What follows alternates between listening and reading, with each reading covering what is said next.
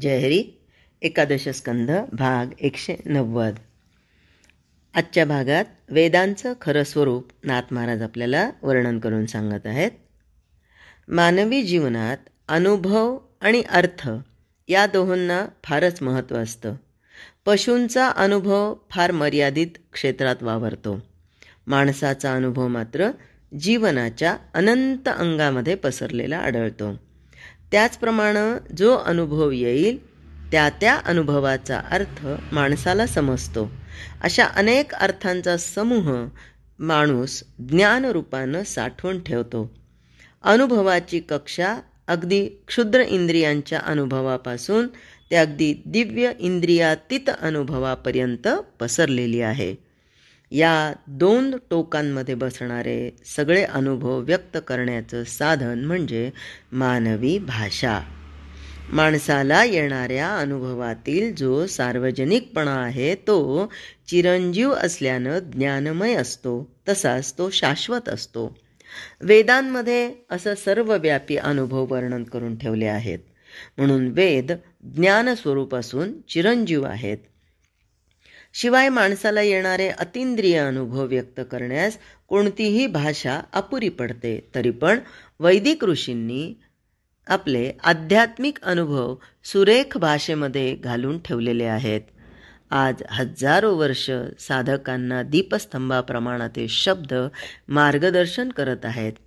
या दृष्टीनं वेदांच्या मंत्रांना अलौकिक महत्त्व आलं तर नवल नाही. शिवाय भाषेचा उगम प्रत्यक्ष आत्म्यापासूनच होत असल्यानं आणि वाणीशिवाय मानवी संस्कृती लटकी पडली असती, म्हणून वेदांनी प्रथम वाणीचा विचार केला. त्या दृष्टीनं देखील वेदांना अनन्यसाधारण महत्त्व आहे. कर्मकांड, उपासनाकांड आणि ज्ञानकांड व्यवस्थितपणे मांडून वेदानं चित्तशुद्धीच्या द्वारा ब्रह्मस्वरूप होण्याचा मार्ग जीवाला दाखवला. सगळ्या ठिकाणी परमानंद स्वरूप आत्मा भरलेला असून आपल्याला दिसणारे भेद अंतिमदृष्ट्या खरे नाहीत. म्हणून भेदबुद्धीच्या पलीकडे जाऊन ऐक्यज्ञानानं परमानंद भोगावा हाच वेदाचा खरा अर्थ आहे. परंतु हा अनुभव घेण्याचा अधिकार थोड्याच लोकांच्या अंगी असल्यानं सामान्य माणसासाठी वेदानं प्रवृत्ती मार्ग सांगितला. प्रवृत्तीत देखील निवृत्तीचं बीज मात्र त्यांनी पेरून ठेवलेलं आहे. शब्दाच्या दृष्टीनं वेद प्रगट असला तरी अर्थाच्या दृष्टीनं तो अत्यंत गूढ आहे. वेद 4 प्रकारचे आहेत असं म्हणतात. त्या 4 वाणीच होत. परमात्म्य स्वरूपात नादाचं जे पहिलं स्फुरण होतं ते ओंकार स्वरूप असतं. तिथे घोष मात्र सूक्ष्म प्राण असून त्याला परावाणी म्हणतात. तोच नादयुक्त प्राण अंतःकरणात स्फुरण पावला म्हणजे त्याला पश्यंती वाणी असं म्हणतात. ती विवेक लक्षण स्वरूप आहे. नाभीपासून कंठापर्यंत नादानं घुमणारी जी वाणी ती मध्यमा होय. अकार, उकार आणि मकार मिळून प्रत्यक्ष स्वरवर्णयुक्त जो ओंकार उच्चार हा प्रगट होतो ती वैखरी वाणी होय. वैखरी वाणीच्या अनंत शाखोपशाखा असून त्यांना मर्यादा नाहीत.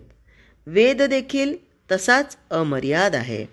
वास्तविक सगळ्यांच्या अंतःकरणात भूमारूपानं म्हणजे व्यापकपणे राहणारे आत्मतत्व अपरिच्छिन्न आहे.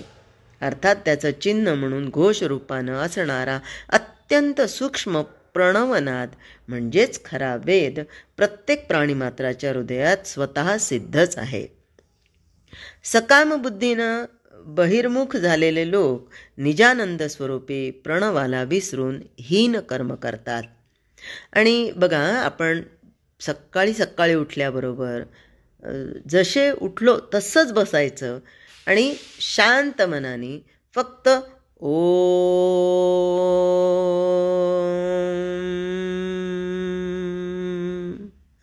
फक्त 3 वेळा किंवा ज्यांना जमत असेल त्यांनी 11, 21 वेळेनुसार आपल्या दैनंदिनीच्या असं जर केलं तर आपल्याला एक वेगळी ऊर्जा प्राप्त होते आणि सकाळचा जो ओंकारनाद तो आपल्या तनामनामध्ये भरून राहतो, म्हणजे स्थूल देहामध्येही आणि सूक्ष्म देहामध्येही भरून असल्यामुळं मग आपल्याला काय होतं, दिवसभराची एक एनर्जी मिळते सकाळचा ओंकार म्हणल्यामुळे. आणि म्हणून मग सकाम बुद्धी किंवा वाईट कृत्य हे आपल्याकडून घडतच नाही. आणि प्राणीमात्रांच्या हृदयात स्वतः सिद्ध असणारा हा ओंकार म्हणजे आत्मतत्व म्हणजेच मी आहे, परमात्मा म्हणजेच मी आहे, ही ग्वाही सातत्याने स्वतःला दिल्या जाते. आणि म्हणून मग हीन कर्म ही केली जात नाहीत. सकाम बुद्धीनं बहिर्मुख झालेले लोक निजानंद स्वरूपी प्रणवाला विसरून मग हीन कर्म करतात. साधकांना सूक्ष्मनादाचा निधिध्यास लागलेला असतो. कमळाच्या देठातील कोमल तंतूप्रमाणे असणारा हा अत्यंत सूक्ष्मनाद नाभीपासून ब्रह्मरंध्रापर्यंत ओंकार रूपानं चालत असतो. साधक लोक त्या नादाचं निरंतर अनुसंधान ठेवतात. बघा, एखाद्या वेळेस सकाळी आपण एखादं गाणं जर ऐकलं तर रात्री झोपेपर्यंत ते गाणं काही काही वेळानंतर आपोआप गुणगुणल्या जातं ना. आपण एकदाच ऐकलं होतं, पण सातत्याने तो नाद आपल्या आतमध्ये चालू राहतो ना. तसंच दोन्ही कानांवर 2 हात ठेवले म्हणजे हा नाद ऐकू येतो. कोणता? निरंतर अनुसंधानामध्ये ओंकाराचा. वेदांती याला सूक्ष्मनाद म्हणतात, योगी अनाहत शब्द म्हणतात, तर ज्ञानी शुद्ध वेद असं म्हणतात. मग आपण म्हणतो ना, वेदातील हे एक प्रसिद्ध महावाक्य आहे, त्वम म्हणजे तू जीव, तत् म्हणजे ते परमात्म्य रूप, असी म्हणजे आहेस. आपल्या जीवाचं परिवर्तन होत होत त्याचा शिव बनून शेवटी संपूर्ण तादात्म्य होणं हा अनुभवाचा शेवट आहे. त्याचं थोडक्यात वर्णन नाथ महाराज इथे करतात ते असं की निर्विकार शुद्ध ब्रह्मात मी ब्रह्म आहे असं स्फुरण उदय पावतं, ते ओंकाराचं मूळ स्वरूप होय. म्हणून ओंकाराला एकाक्षर ब्रह्म असं म्हणतात. हा ओंकार आपल्या स्वभाव धर्माप्रमाणे जेव्हा सप्राण होतो म्हणजे सचेतन होऊन वावरू लागतो तेव्हा त्याला हिरण्यगर्भ म्हणतात. हाच छंदोमय वेदमूर्ती होय. हिरण्यगर्भ मोठा ऐश्वर्य संपन्न असून त्याची शक्ती अचिंत्य आणि अनंत आहे. प्राणशक्तीच्या साह्यानं प्रत्यक्ष नादरूप घेऊन तो जेव्हा मनशक्तीला जागृत करतो तेव्हा प्रत्यक्ष वैखरी प्रगट होतो. या 4 वाणी एकमेकींना सोडून एक क्षणभरही राहत नाहीत. मूलाधार चक्रात परावाणी उत्पन्न होते, स्वाधिष्ठानात पश्यंतीचा जन्म होतो, मणिपूर चक्रापासून विशुद्ध चक्रापर्यंत मध्यमेची जा ये ही चालत राहते. तिथून तोंडाच्या द्वारे वैखरी प्रगट होते. सर्व छंदात गायत्री छंद मुख्य आहे. गायत्रीच्या अनुष्ठानानं जीवाशिवाचं समाधान होतं. माया नावाची ईश्वराची विलक्षण शक्ती आहे. त्यात चैतन्य प्रतिबिंबित झालं की अविद्येमुळं त्याला जीवत्व येतं. त्वम असं त्याला म्हणतात. मायेच्या योगानं विश्वाचा खेळ खेळून पुन्हा अकर्तेपणानं राहणारा जो ईश्वर त्याला शिव किंवा तत् असं म्हणतात.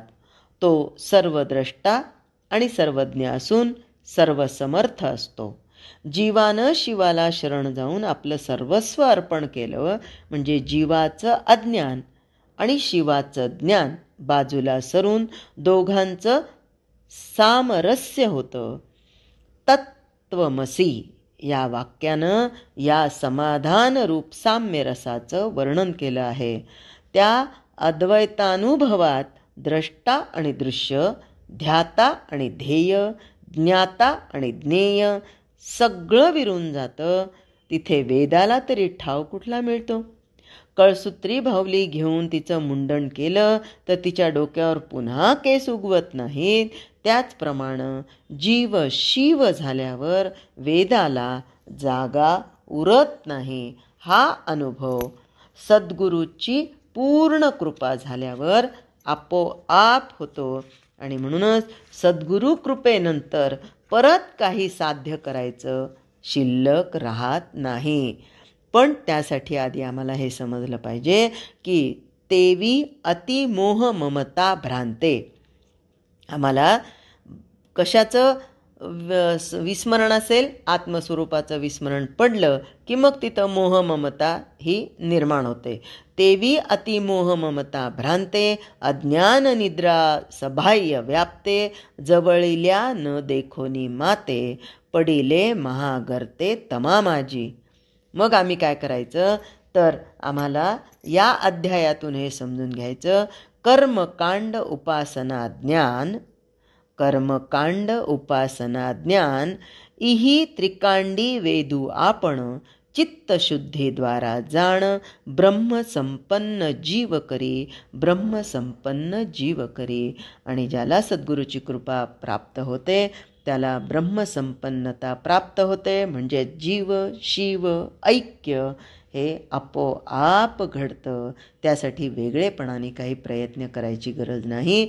सद्गुरू कृपेने सांगितल्याप्रमाणे नामस्मरण आणि जे धर्म दिलेला आहे, जो स्वधर्म दिलेला आहे वेदांनी, त्या स्वधर्माचरणाने जर आपण चाललो तर आचरण शुद्ध असल्यावर भाव शुद्ध होतो आणि वैखरी मग मध्यमा पश्यंती परावाणीपर्यंत पोहोचता येतं आणि जीव शिव ऐक्य साधता येतं. जय हरी.